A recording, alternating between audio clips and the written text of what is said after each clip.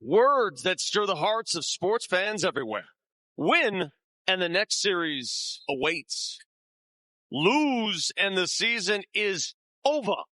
Nuggets are no strangers to the whims of Game 7. And it rips out! Denver hangs on! In the 2020 bubble playoffs, they survived not one, but 2 Game 7s, including one against these very Clippers. The Denver Nuggets are going back to the Western Conference Finals.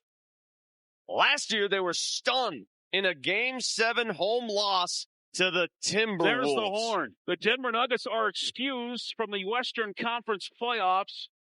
Tonight at Ball Arena, will it be deja vu? Or will lightning strike to bring on the Thunder? It's next on Nuggets Live.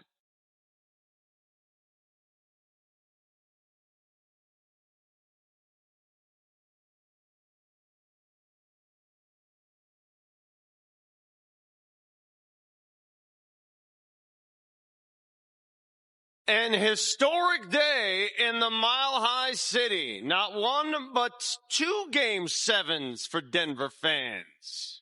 By the way, the Avs and Nuggets are undefeated on Saturdays in this first round. The fellas have arrived. AG, woo-hoo-hoo, full leather. Full leather for this one. How about Norman Powell going with the short suit? Oh, he's in all black. Russell Westbrook. He's got his snow cap on. Russ! Kawhi Leonard. Hopefully does not do what he did in Game 2 of this series. And Nikola Jokic. Plaid suit day. Yeah, looking dapper as always. Business by the Joker going in the locker room. It's Derby Day in Denver, and we're not talking about the one in Kentucky. We're talking about the thoroughbreds here at Ball Arena. The finale of a wonderful first-round series between the Nuggets and Clippers. You are watching Nuggets Live, brought to you by your Colorado Honda dealers. Up here in the Colorado Social Club, Vic Lombardi, Bill Hanslick, and Chris Dempsey. This will be how many Game 7s for the Denver Nuggets historically? They've played 8 of them all time. They're 4-4. And you never get less nervous, do you? Well, yeah, you don't. And Demps and I, at the beginning of this series, we thought this is the series for all the NBA. Clippers, Nuggets. We thought it was going to be a 7-game series. And I tell you what, now's the time you put the big boy pants on, Demps. Yeah. You can't have those little jockey shorts that you have. Big boy pants by the Nuggets. They've earned this home court. The crowd will be ready. I think the Nuggets will be ready. Yeah, and so what you got to ask yourself is, how do you want your season to end? Or do you want it to continue? And what are you willing to do to have your season continue? Are you willing to make that extra rotation? Are you willing to not to lock in on every offensive possession? Are you willing to make that extra hard cut to free open one of your teammates? Because if you're willing to do those things today, then you will play next week. And if you're not able to do those things today, then about 7:30, it's not going to be a fun time. Again, the Denver Nuggets are no strangers to these elimination games. Game 7s have happened a lot, especially recently, but all time they're 4-4. They've played 6 of them since 2018. That's the most in the NBA. In the first round Game 7s, they're 2-0 with Joker and Jamal. Of course, last year was a round 2, which they lost to the Minnesota Timberwolves. I still consider it the most devastating loss in Nuggets history. Yeah, because they were up 20 in the second half, and it just wasn't meant to be, Demps. Yeah, it wasn't. And look, I think if you are the coaching staff, and I know Ryan Bowen told Vic the other day that this is not something that they will dwell on with the players, but it certainly is something that you will mention to them because it's just fresh in your mind. This just happened last season. And what are you going to do? What are you going to remember from that can allow you to avoid that situation this year? So, yeah, look, I would mention to the players, you don't have to put an avalanche over them on this, but mention it to them. Make sure that they remember how that felt so that they don't want that feeling again this year. Hey, Christian Brown has a memory of that game as his screensaver on his phone. Trust me, they have not forgotten. Yeah. Neither have Chris Marlowe and Scott Hastings, who are on the call tonight, and they're down on the floor right now. Fellas, give us a lay of the land. What's it look like? Well, you guys made some good points. I think you want to remember the pain. You want to remember the agony, the people talking about that 7th-game meltdown, and you want to be able to use that to your advantage. Well, listen, you gotta look in the mirror, to be honest with you, when you fail, and you gotta say, okay, why was that? What did I do? What do I need to do a little bit different? And then not repeat it. I was got to play in one of the most iconic Game 7s in NBA history. Yeah. 2 of them, actually, Boston and Atlanta, and then the migraine headache game with Scottie Pippen. And you know what? Chicago learned for it, came back the next year better than ever, end up winning and beating us in a sweep. So you got to remember that pain and what it felt like. And do you want to go through that again, or do you want to extend this series? And who knows? Maybe shock the world. You're going to be the underdogs against OKC. I think you match up well there. So, but you got to take care of business today first. Yeah, the season very even, 3-3. Scott, how do the Nuggets get over on the Clippers tonight? Well, David Adelman just said in his pregame presser, it's got to be a physical mindset from the very start. You can't wait to get into this game. You've also, and this is going to be really interesting, you've also got to rest when rest is available. You got to execute when you get the moments. Finish the layup when you get an opportunity. Adelman talked about setting better screens. They've been playing the hugger-mugger, not only on Joker, but really on everybody else. Now, can you fight through that and find some success? If you can do that, you're going to be fine. Listen, you got to play and match the physicality of whatever they bring. You've got to bring on top of it, plus some extra, because you know you've got the home crowd in your side. Yeah, it can't be just Joker and Murray. It's got to be the others. It's got to be the crowd. It's got to be the aura, and I think we have all of that tonight. Let's go back to Vic. Thank you, boys. Appreciate it. Look forward to your call today. All right, fellas. Nikola Jokic. In the last game, second half was tough on Nikola. They countered with 3 or 4 guys on him every time. I have a feeling that tonight, when it matters, Nikola Jokic is going to play his best basketball. I like, tight series. Who's the best player? I like the Nuggets got the MVP. Look at these numbers in career Game 7s. He's got to shoot a little higher. The rebounds are good. Assists are okay. I think tonight, Dems, his ability to score in the paint sucks the LA Clipper defense in, and then you got to shoot the 3 like you've been shooting at home during the series. Yeah, it's interesting, especially in the second half of the last game you were talking about. I think he went 2 for 9 in the second half. Give Ivica Zubac some credit. He played him really well in that second half. I think the Nuggets did find some things in that second half that they can use throughout this game. And I think one of them is just playing that dance with that 2-man game with Jamal and Joker. That high spread, that spread pick and roll really did work for them a lot, even in that second half. And I think you'll go back to a lot of that because either he's going to catch the ball with an opportunity to score, or he's going to catch the ball on a short roll with opportunity to pass out to somebody who is wide open and the opportunity to score, or a cutter with the opportunity to finish at the rim. And you just want Joker as the focal point of your offense every single possession, so that you know that you're getting a great decision, a great shot, and your best chance to be consistently successful over the course of a game. Good stuff. Which of the stars will play like stars tonight? When we come back on Nuggets Live, the Clippers, they got their own duo, Kawhi and the Beard. Can the Nuggets keep them in check? Stick around. Tip-off right around the corner.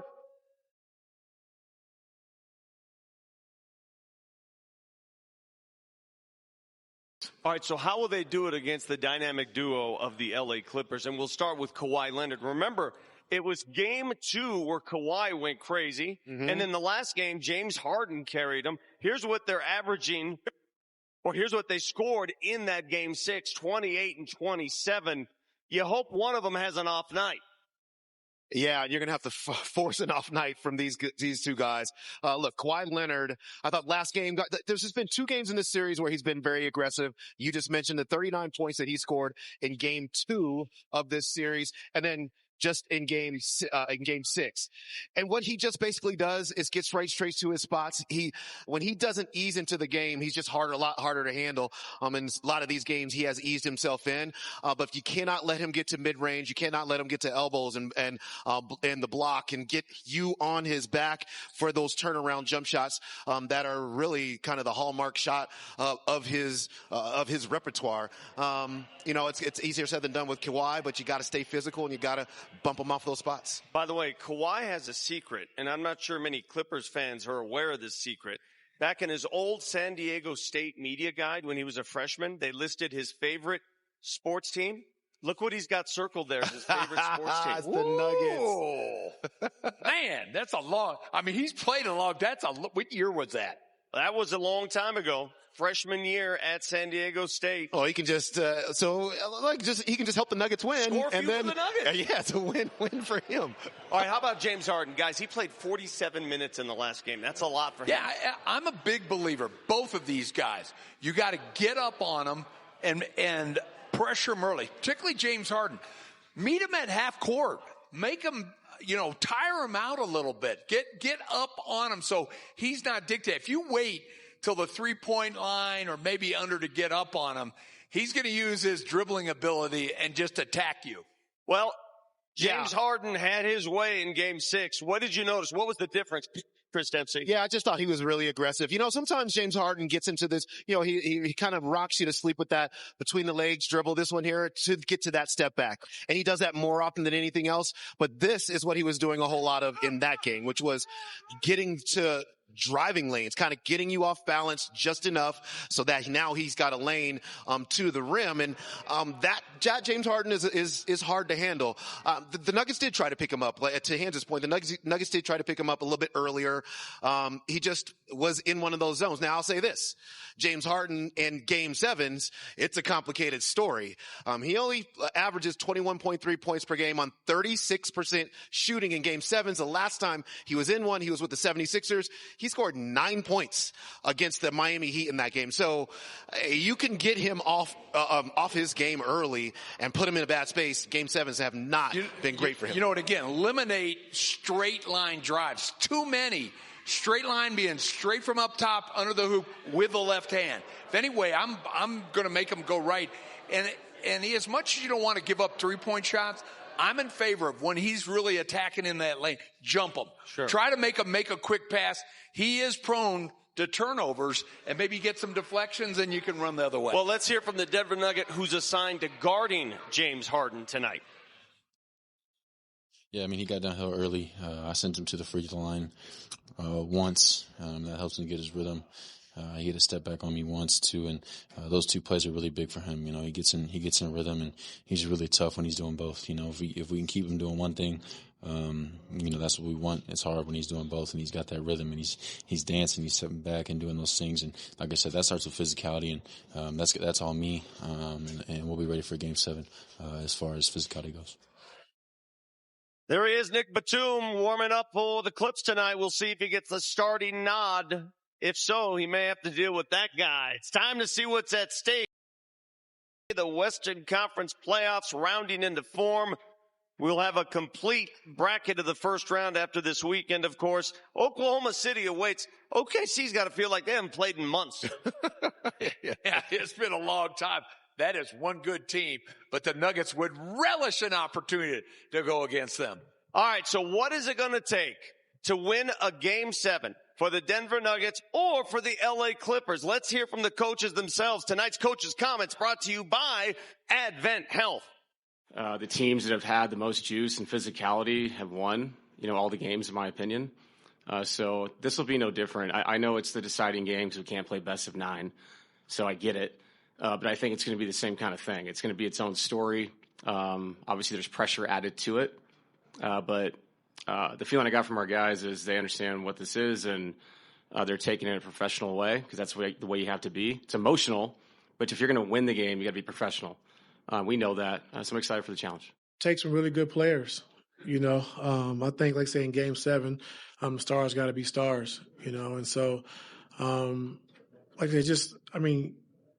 people say it's just a regular game, but we know it means more than that. But I mean, I don't think you should have any different feelings towards the game. Like, I think both teams know each other, offensively and defensively. You know how you want to attack and know how they're going to attack you. And so all that's out the window. It's about mentality, how you want to approach the game, what you want to do. If you want to be aggressive on both sides of the basketball, and that's the mentality you have to have. Ty Lue is 4-0 all time in Game 7. It also happens to be his birthday today, so let's hope the Nuggets can blow out the candles before they get anything going. Let's discuss what the Nuggets do best, or what they did during the regular season. They were the best scoring team in the paint in the NBA. Those numbers have dropped off in the playoffs. Obviously, things get a little more compact in the playoffs. How do they see those numbers move up tonight? Well, some of it dropped off because of the physicality and stuff, but that's the Clippers' MO. Even during the regular season, they were a great team of clogging the paint. Now, with that said, you see the points in the paint, 47.7. Well, in the 3 wins, the Nuggets have gotten over 51, and that little bit helped them win.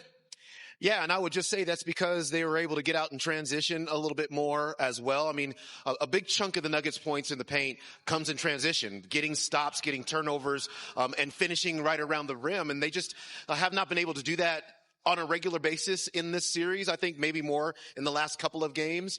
But that's by design as well. The Clippers were 6th in the NBA in preventing points in the paint. They only allowed 46. And so this 47 number is right on par with what the Clippers averaged, allowed in the regular season. So I just think that, look, a couple of things. Get stops, get turnovers, get in transition. And then when you have a Joker and get Joker touches on the block or near the paint, good things will happen. All right, Aaron Gordon obviously is going to have a huge role in the outcome of this game tonight. Do you think maybe when Joker goes to the bench, AG goes to the 5? Tell me how the Clippers are playing behind it. Yeah, maybe not early in the game, but maybe as the game gets a little bit later. But also, I don't even know how many minutes Nikola is going to spend off the court, period. You know, David Adelman has been very, he has played the starters a whole lot. And this would be the game to play him a whole lot. But Aaron Gordon has been fantastic. And he really is a key because he gives you this extra posting ability and a guy who can knock in a 3-point shot. If the Clippers don't want to pay attention to him out here, you see how wide open these shots are? He's going to be able to knock those down. When he has scored well, the Nuggets have won. Yeah, 18.3 a game during the series. We all know what he did on the road in one game, that big dunk. But he's key. I think you're right, Dan. But early on, they'll probably bring in DeAndre. But second half, they may play Joker the whole way. But if they have a little lead, they might play AG a little at center to give Joker a break. Up next on Nuggets Live, I know it's a beautiful, clear day here in Denver, but you know what this place can use tonight? Another Murray flurry. Say it so, weather forecaster.